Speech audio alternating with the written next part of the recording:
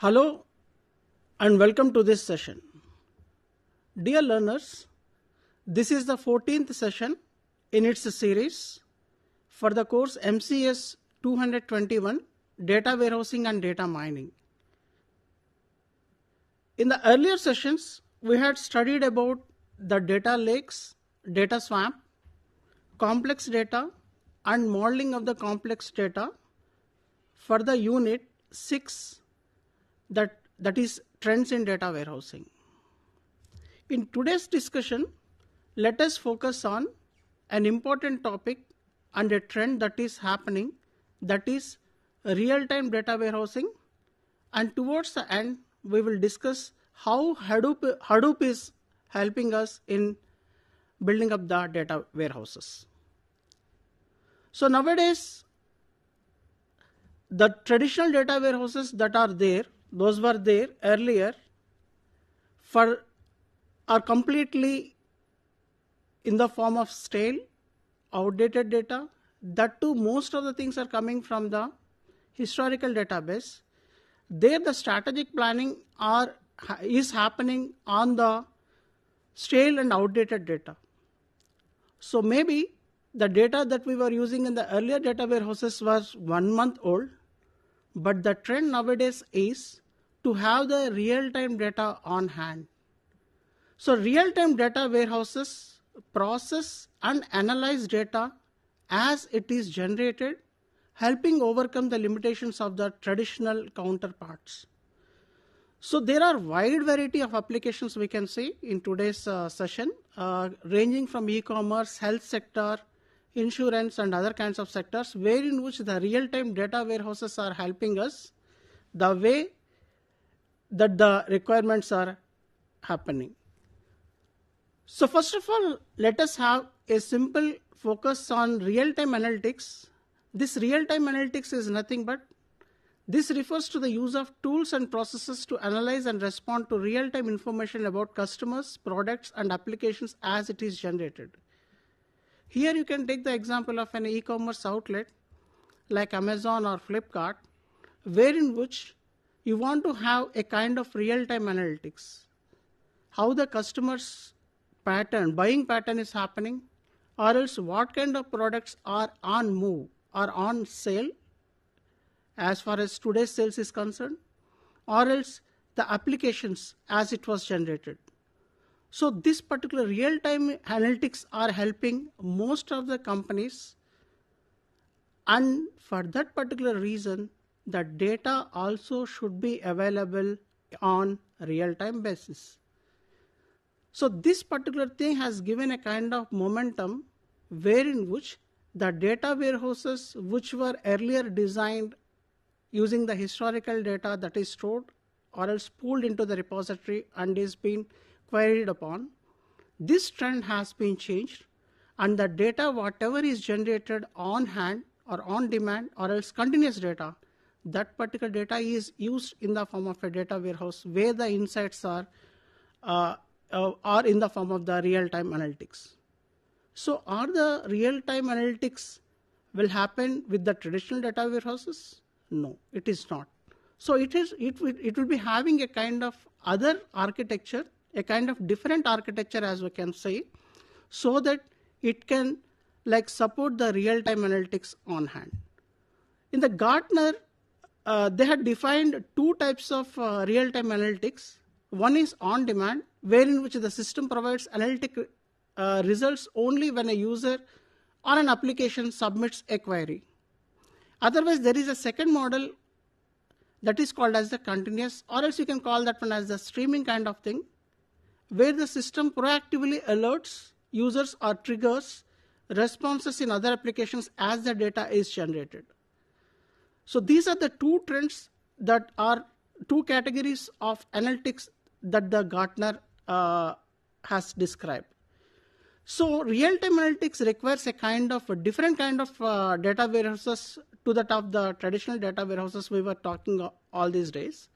So implementing such a process with homegrown and some traditional ETL software can be complex because data coming on hand, that too realistic data, real-time data coming continuously may not be may not be the foundation for the traditional data warehouses. However, it should have a kind of different architecture, which we are going to see today. So coming to the revenue part, according to 2022 KX and CEBR report, 80% of the businesses that implemented real-time data analytics have experienced a revenue increase of up to 21%.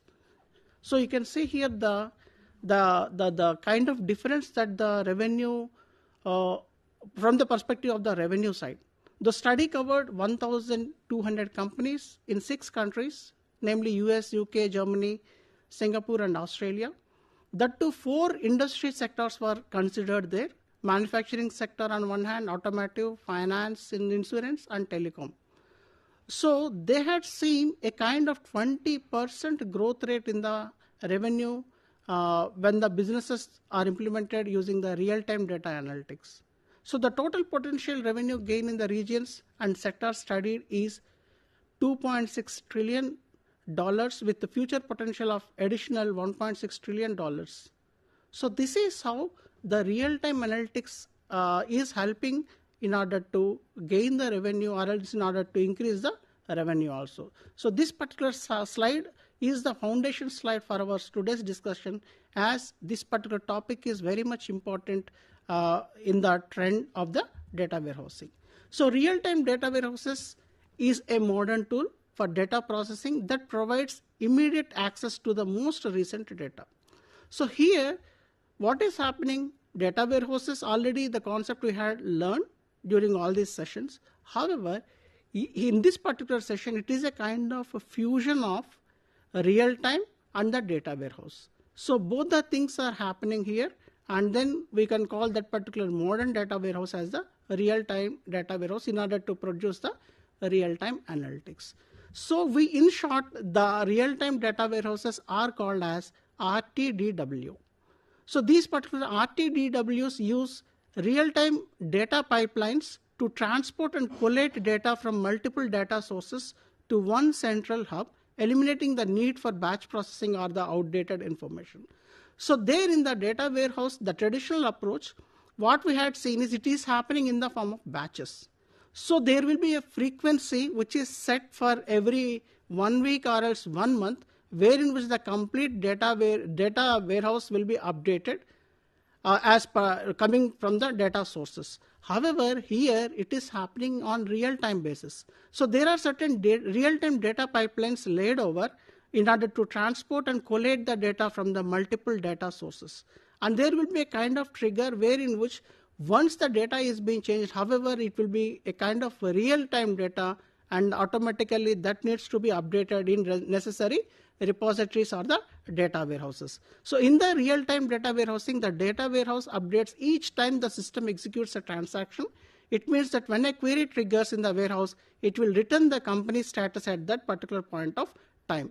So there won't be any kind of delay from the data generated perspective and from the real-time analytic perspective.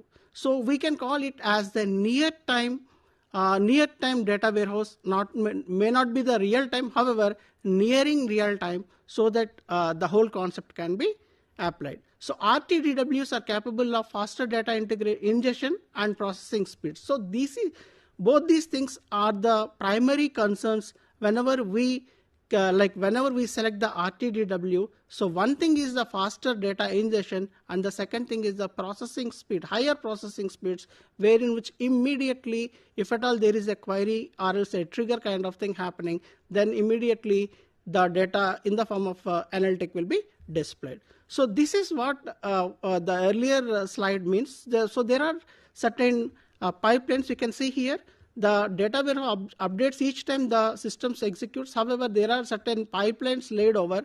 So here you can see the data is coming from the sources, various sources, and then there are certain data pipelines which are being capturing that realistic data which is generated, and then it is being transferred to the real-time data warehouses. So let us learn some characteristics of the RTDW. The data arrival is real time. That is the one factor that one needs to consider. And then the ad hoc query. It takes less time for data to be optimally queried. data can be queried as soon as it arrives without processing, aggregation, or compression. So if at all something is like having the latency, then we may not be calling it as a real time. However, here after the arrival of the data is there, without processing, aggregation, or compression will be added. So ad hoc queries are supported in the RTDW. Faster queries, as we are saying that it pertains to the real time, so faster queries are happening. And then efficient data changes. So data changes quickly. Whenever there is a change in the data, immediately it will be reflected in the data warehouse too. So if data needs to be corrected or updated for some reason, it can be done in place without extensive rewriting. So coming to the benefits of real-time data warehouse, just now we had seen the characteristics. The main part is the faster querying or else faster processing, or else data ingestion is very fast. So it makes very faster decisions based on more up-to-date, accurate, and transactionally consistent data. So realistic, the name itself is saying that real-time data analytics. So in the real-time data analytics, whatever the latest data that is very much generated a few seconds ago will be reflected upon. It reduces the load on the data source. It accelerates recovery from data conversion or data issues. So another benefit is it removes the batch window that needs to idle the source database and possibly the DW during the loading. It prevents inconsistent data from being reflected in the query. And then the other benefit we are getting is it allows the advantage of robust DW or data mart databases by running hierarchies in databases rather than in separate runtime environment. So these are some of the benefits that one can visualize whenever we talk about the real-time data warehouses. Let us just have a kind of comparison here on among traditional data warehouse and the real-time data warehouse. It was only used for the strategic decisions, but here in the real time it is used both for the strategic and also for the tactical decisions.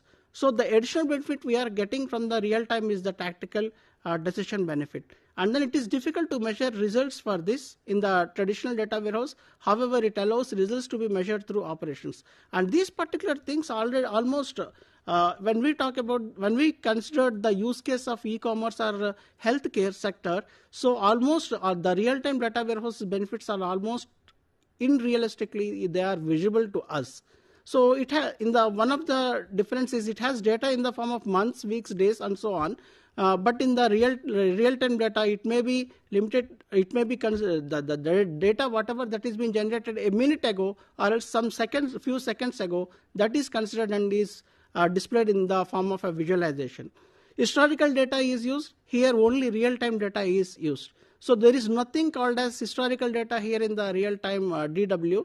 However, the latest data that is appearing and is being loaded into the data warehouse, that will be considered in order to give the analytics in the form of charts and other data visualization techniques. So coming to the applications, one by one, let us see one application we can visualize is the artificial intelligence and the machine learning. So these particular real-time data warehouses empower AI and ML algorithms with new up-to-date data. So whatever the data modeling that we do using the machine learning, this obviously whenever the data is coming from the real time, so that this obviously helps and this ensures models make predictions and decisions based on the most current state of affairs. So it is not completely depending upon the historical data. However, whatever the data that is realistically available, that to real-time availability, that particular thing is considered and the decisions or the predictions are made using the machine learning models. So coming to the e-commerce sector, as we are talking about, the real-time data warehouses facilitate immediate data processing that is used to get insights into customer behavior, purchase patterns, and website interactions. By this particular thing, there is very much help that will be having in the e-commerce sector. That is, they can deliver the personalized content.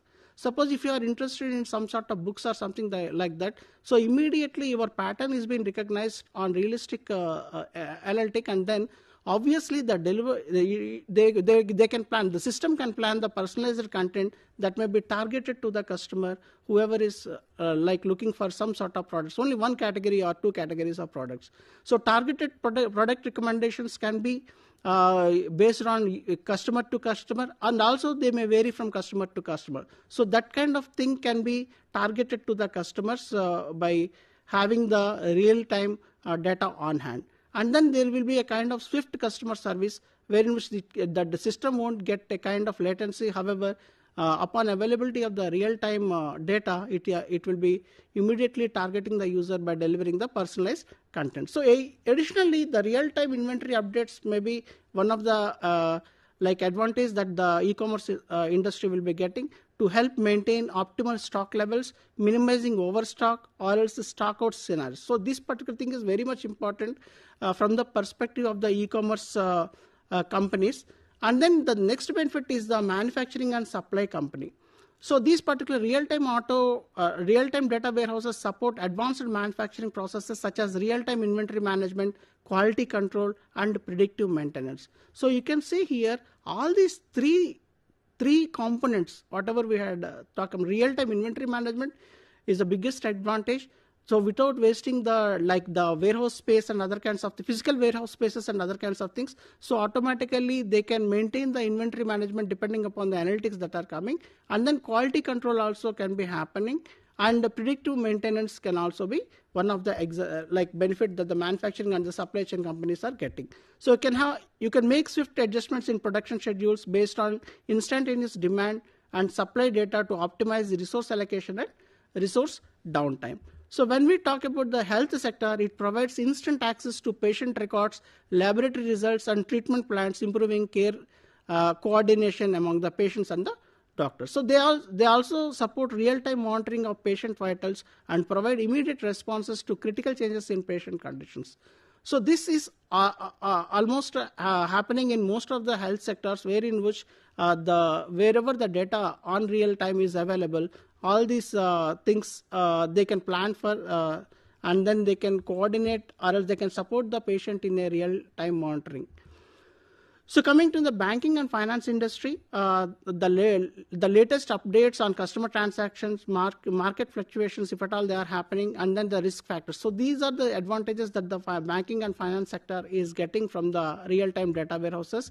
Coming to the financial auditing, real-time visibility into financial transactions can be one of the advantage or benefit we can say whenever they use the real-time data warehouse. Coming to the telecom sector, they provide immediate analysis of network performance, customer usage patterns, and the potential system issues, and then they can plan accordingly the usage pattern and other kinds of things. Or else the user management can be happening on real time after getting the data on real time from the RTWs.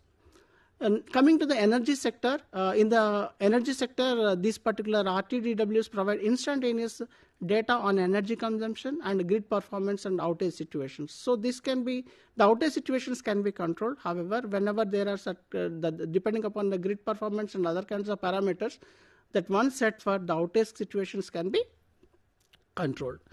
So coming to the cyber security, so this is one of the best use case you can take, and these RTDWs are crucial for cyber security as they provide real-time monitoring of network activities, and immediately whenever there is a kind of detection of a security threat, immediately they can respond, or else the system can automatically respond in order to protect the data, or else in order to protect the identities and other kinds of things of the customers. So this supports swift countermeasures, minimizes data, and enhances the overall security posture. So coming to the real-time data warehouse architecture, here we can talk about two types of architectures. One I will present from one of the researchers' perspective, that is a near real-time data warehouse architecture. Here you can see there are three stages you can visualize. One is the data staging, data sources, that is what it is identified with serial number 1, and then there is another thing called as ETL kind of thing, wherein which the staging process is happening, that is numbered with the 2, and then the 3 is from the data warehouse perspective, the database itself, that is RTW itself, so that is identified and recognized as the 3. So here you can see there is SF flow, data production systems hosted. You can see on the left side of the figure, you find the data sources and responsible for the populating the data warehouses. This particular thing comprises of source flow regulator. So that periodically transmits data to the data warehouse after the data is identified as the pertinent changes. So here under the serial number 1, you can see the S flow R. So that is source flow regulator. Source flow regulator is given as S flow R, wherein which whenever there is an identification of the data change or else the real-time data change happening, then it will be identifying and then it will be updating immediately to the data warehouse. The data processing area is the middle part, wherein which it is responsible for the data quality and the transformation part. So you can call this particular thing as the ETL kind of thing when you compare this one with the traditional data warehouses.